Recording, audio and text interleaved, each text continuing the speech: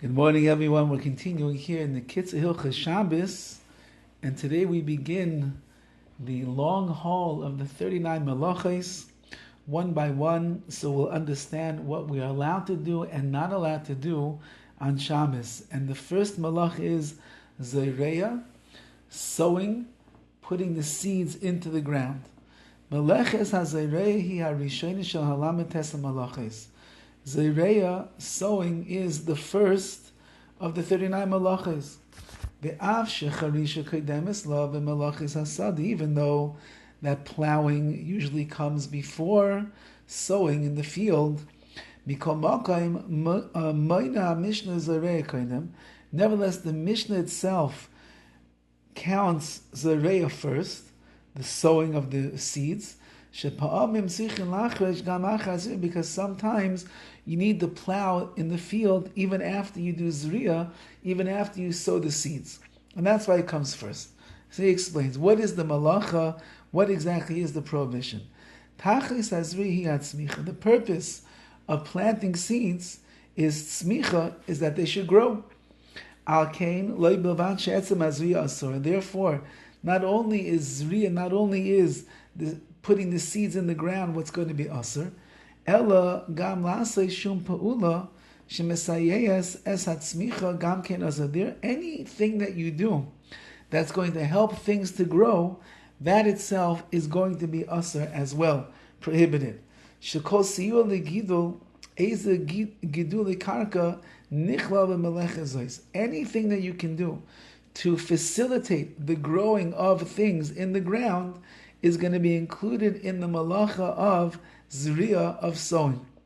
Nichlalam kan netiya, so for example, planting, harkava, grafting, havracha, nikush, weeding, zimor, pruning and the like, all of these things which help shekulim mesayayim legidul atzmachim ayilanas, all of these things help the growth of plants and trees and the like, and therefore all of those activities, all of those malachas are going to be nichla, going to be concluded in the malacha of Zeriah, and you have to avoid them.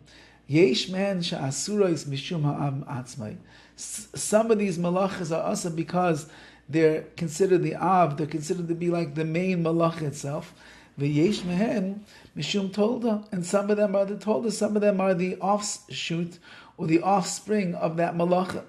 Kamakol malacha is just like by all of the malachas that we mentioned. Gam b'zeireya tzrichim liizar mipsik reisha. You have to be very careful of the psik reisha, which remember was the cutting off of the head of the chicken. Even if the child wants only to play with the head of the chicken, you can't avoid the fact that by cutting off his head, the animal is going to die, and we're not allowed to do such a thing.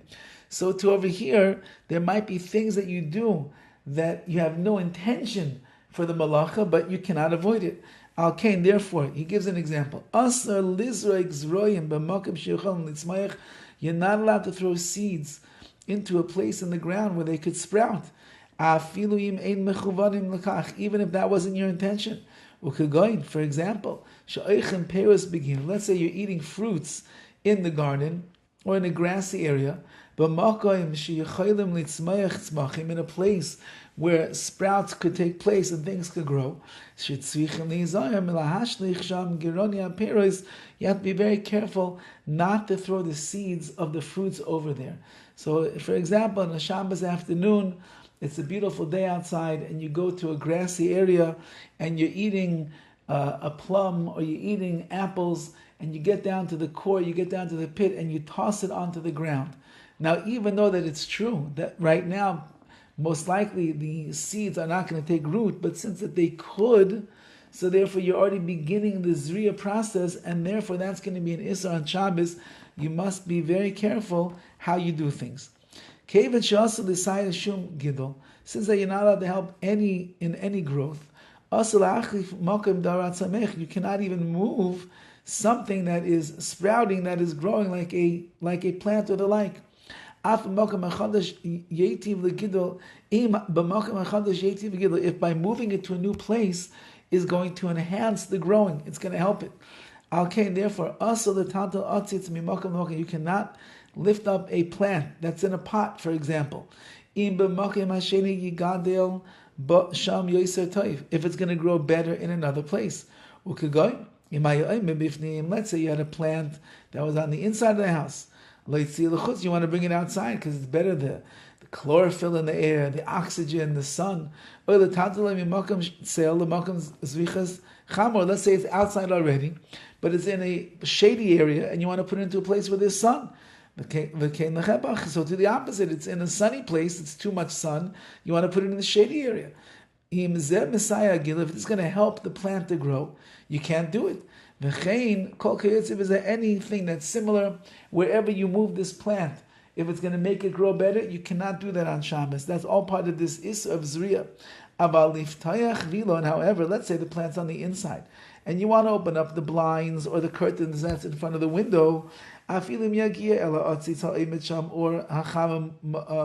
even if over there more light now is going to reach the plant, nevertheless it's still mutter, permissible, as